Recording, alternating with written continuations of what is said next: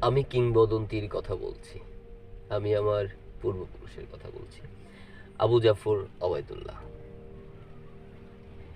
আমি আমার পূর্বপুরুষের কথা বলছি। তার করতলে পলিমাটির সৌরভ ছিল, তার পিঠে রক্ত যাওয়ার মতো ক্ষত ছিল। তিনি অতিক্রান্ত পাহাড়ের কথা বলতেন, অরণ্য এবং সাপদের কথা বলতেন, পতিত জমি আবাদের কথা বলতেন। তিনি কবি এবং কবিতার কথা বলতেন। জিহ্বায় উচ্চারিত প্রতিটি সত্য শব্দ কবিতা, কর্ষিত জমির প্রতিটি শস্যদানা কবিতা। যে কবিতা শুনতে জানে না সে ঝড়ের আর্তনাদ শুনবে। যে কবিতা শুনতে জানে না সে দিগন্তের অধিকার থেকে বঞ্চিত হবে। যে কবিতা শুনতে জানে না সে আজন্ম কৃতদাস থেকে যাবে। আমি উচ্চারিত সত্যের মতো স্বপ্নের কথা বলছি। উনুনের আগুনে আলোকিত এক উজ্জ্বল জানালার কথা বলছি। আমি আমার মায়ের কথা বলছি। তিনি বলতেন, প্রবাহমান নদী যে সাঁতার জানে না তাকেও ভাসিয়ে রাখে। যে কবিতা শুনতে জানে না সে নদীতে ভাসতে পারে না। যে কবিতা শুনতে জানে না সে মাছের সঙ্গে খেলা করতে পারে না। যে কবিতা শুনতে জানে না সে মায়ের কোলে শুয়ে গল্প শুনতে পারে না। আমি কিংবদন্তির কথা বলছি। আমি আমার পূর্বপুরুষের কথা বলছি। আমি বিচলিত স্নেহের কথা বলছি, গর্ভবতী বোনের মৃত্যুর কথা বলছি। আমি আমার ভালোবাসার কথা বলছি। ভালোবাসা দিলে মা মরে যায়, যুদ্ধ আসে ভালোবেসে, মায়ের ছেলেরা চলে যায়।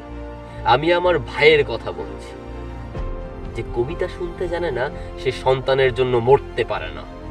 যে কবিতা শুনতে জানে না সে ভালোবেসে যুদ্ধে যেতে পারে না। যে কবিতা শুনতে জানে না সে সূর্যকে হৃৎপিণ্ডে ধরে রাখতে পারে না। আমি কিংবদন্তির কথা বলছি। আমি আমার পূর্বপুরুষের কথা বলছি। তার পিঠে রক্ত জমার মতো ক্ষত ছিল, কারণ তিনি কৃতদাস ছিলেন। আমরা কি তার মতো কবিতার কথা বলতে পারবো? আমরা কি তার মতো স্বাধীনতার কথা বলতে পারবো? তিনি মৃত্তিকার গভীরে কর্ষণের কথা বলতেন, অবগাহিত ক্ষেত্রে পরিচ্ছন্ন বীজ বপনের কথা বলতেন, শবত্তশা গাভীর মতো দুগ্ধবতী শস্যের পরিচর্যার কথা বলতেন। তিনি কবি এবং কবিতার কথা বলতেন। যে কর্ষণ করে তার প্রতিটি শ্বেত বিন্দু কবিতা, কর্ষিত জমির প্রতিটি শস্যদানা কবিতা। যে কবিতা শুনতে জানে না শস্যহীন প্রান্তর তাকে পরিহাস করবে। যে কবিতা শুনতে জানে না মাতৃস্তন্য থেকে সে বঞ্চিত হবে। যে কবিতা শুনতে জানে না সে আজন্ম ক্ষুধার্ত থেকে যাবে। যখন প্রবঞ্চক ভূস্বামীর প্রচন্ড দাবদাহ আমাদের শস্যকে বিপর্যস্ত করলো, তখন আমরা শ্রাবণের মেঘের মতো যুদ্ধবদ্ধ হলাম। বর্ষণের স্নিগ্ধ প্রলেপে মৃত্তিকাকে সঞ্জীবিত করলাম। পারিসিক্ত ভূমিতে পরিচ্ছন্ন বীজ বপন করলাম। সুগঠিত শ্বেত বিন্দুর মতো শস্যের সৌকর্য অবলোকন করলাম এবং এক অবিশ্বাস্য আঘ্রাণ আনিশ্বাস গ্রহণ করলাম। তখন বিশেষজ্ঞ প্রভুগণ অন্ধকার গহ্বরে প্রবেশ করল এবং আমরা ঘন সন্নিবিষ্ট তাম্রলিপির মতো রৌদ্রলোকে উদ্ভাসিত হলাম। তখন আমরা সমবেত কণ্ঠে কবিতাকেই ধারণ করলাম। দিগন্ত বিদীর্ণ করা পত্রের উদ্ভাসন কবিতা, রক্ত জবার মতো প্রতিরোধের উচ্চারণ কবিতা। যে কবিতা শুনতে জানে না পরভৃতের গ্লানি তাকে ভুলণ্ঠিত করবে। যে কবিতা শুনতে জানে না অভ্যুত্থানের জলোচ্ছ্বাস তাকে নতজানু করবে। যে কবিতা শুনতে জানে না পলিমাটির সৌরভ তাকে পরিত্যাগ করবে। আমি কিংবদন্তির কথা বলছি। আমি আমার পূর্বপুরুষের কথা বলছি। তিনি স্বপ্নের মতো সত্য ভাষণের কথা বলতেন, সুপ্রাচীন সঙ্গীতের আশ্চর্য ব্যাপ্তির কথা বলতেন। তিনি কবি এবং কবিতার কথা বলতেন। যখন কবিকে হত্যা করা হলো, তখন আমরা নদী এবং সমুদ্রের মোহনার মতো সৌভিত্রে সম্মিলিত হলাম। ক্ষিপ্র গতি বিদ্যুতের মতো ত্রিভুবন পরিভ্রমণ করলাম এবং হিংস্র ঘাতক নতজানু হয়ে কবিতার কাছে প্রাণ ভিক্ষা চাইল। তখন আমরা দুঃখকে ক্রোধ এবং ক্রোধকে আনন্দিত করলাম। নদী এবং সমুদ্রের মোহনার মতো সম্মিলিত কণ্ঠস্বর কবিতা, অবদমিত ক্রোধের আনন্দিত উচ্চারণ কবিতা। যে কবিতা শুনতে জানে না সে তরঙ্গ সৌহার্দ্য থেকে বঞ্চিত হবে। যে কবিতা শুনতে জানে না নিঃসঙ্গ বিষাদ তাকে অভিশপ্ত করবে। যে কবিতা শুনতে জানে না সে মুখ ও বধির থেকে যাবে। আমি কিংবদন্তির কথা বলছি, আমি আমার পূর্বপুরুষের কথা বলছি। তার পিঠে রক্ত জবার মতো ক্ষত ছিল, আমি এক গুচ্ছ রক্ত জবার কথা বলছি। আমি জলোচ্ছ্বাসের মতো অভ্যুত্থানের কথা বলছি, উৎক্ষিপ্ত নক্ষত্রের মতো কোমল চোখের কথা বলছি, পরিস্ফুটিত পুষ্পের মতো সহস্র ক্ষতের কথা বলছি। আমি নির্দিষ্ট সন্তানের জননীর কথা বলছি, আমি বহমান এক স্বাধীনতার কথা বলছি। যখন রাজশক্তি আমাদের আঘাত করলো তখন আমরা প্রাচীন সঙ্গীতের মতো ঋজু ও সংহত হলাম। পর্বত শৃঙ্গের মতো মহাকাশকে স্পর্শ করলাম, দিক চক্রবালের মতো দীর্ঘ ও দীর্ঘতর হলাম এবং শ্বেত সন্ত্রাসকে সমূলে উৎপাটিত করলাম। তখন আমরা নক্ষত্রপুঞ্জের মতো উজ্জ্বল এবং প্রশান্ত হলাম, উৎক্ষিপ্ত নক্ষত্রের প্রস্ফুটিত ক্ষতচিহ্ন কবিতা, স্পর্ধিত মধ্যাহ্নের আলোকিত উন্মোচন কবিতা। যে কবিতা শুনতে জানে না সে নীলিমাকে স্পর্শ করতে পারে না। যে কবিতা শুনতে জানে না মধ্যাহ্নের প্রত্যয় উৎপ্রদীপ্ত হতে পারে না। যে কবিতা শুনতে জানে না সে সন্ত্রাসকে প্রতিহত করতে পারে। আমি কিংবদন্তির কথা বলছি, আমি আমার পূর্বপুরুষের কথা বলছি। আমি শ্রমজীবী মানুষের উদ্বেল অভিযাত্রার কথা বলছি, অধিবাস অরণ্যের অনার্য সংহতির কথা বলছি, শৃঙ্খলিত বৃক্ষের ঊর্ধ্বমুখী অহংকারের কথা বলছি। আমি অতীত এবং সমকালের কথা বলছি। শৃঙ্খলিত বৃক্ষের ঊর্ধ্বমুখী অহংকারী কবিতা আর অধিবাস অরণ্যের অনার্য সংহতি কবিতা। যে কবিতা শুনতে জানে না যুথ ভ্রষ্ট বিশৃঙ্খলা তাকে বিপর্যস্ত করবে। যে কবিতা শুনতে জানে না বিভ্রান্ত অবক্ষয় তাকে দৃষ্টিহীন করবে। যে কবিতা শুনতে জানে না সে আজন্ম হীনমন্য থেকে যাবে।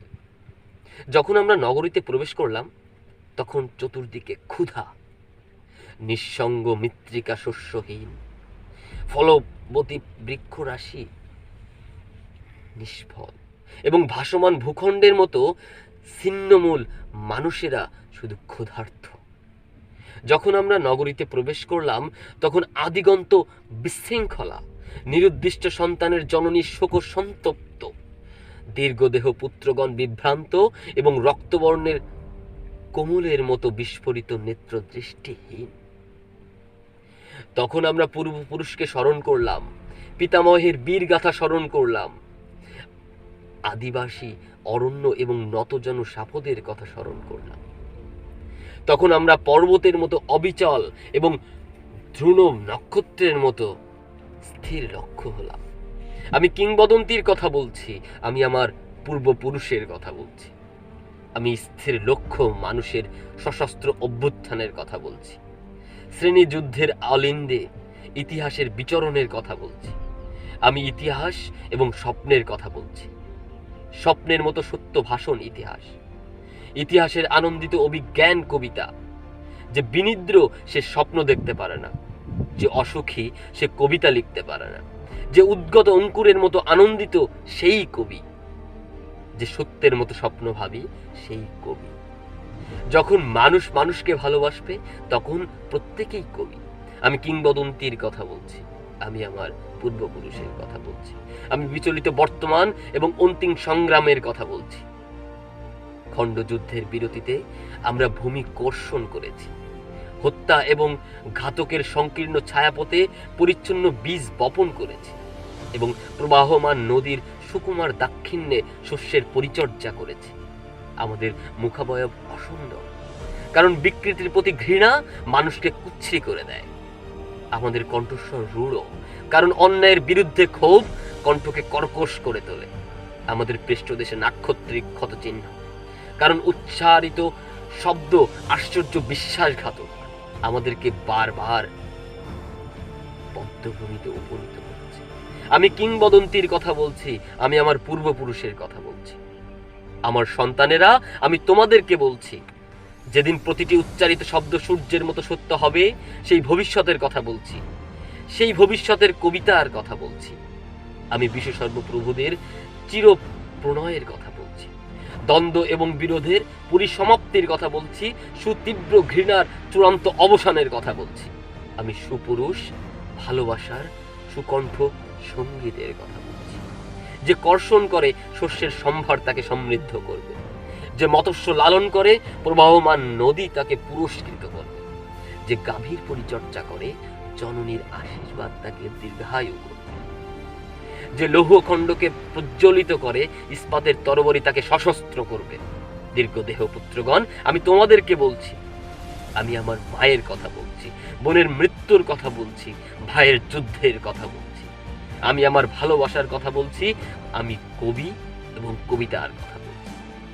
সশস্ত্র সুন্দরের অনিবার্য অভ্যুত্থান কবিতা, সুপুরুষ ভালোবাসার সুকণ্ড সঙ্গীত কবিতা, জিহ্বায় উচ্চারিত প্রতিটি মুক্ত শব্দ কবিতা, রক্ত জবার মতো প্রতিরোধের উচ্চারণ কবিতা। আমরা কি তার মতো কবিতার কথা বলতে পারবো? আমরা কি তার মতো স্বাধীনতার কথা বলতে পারবো?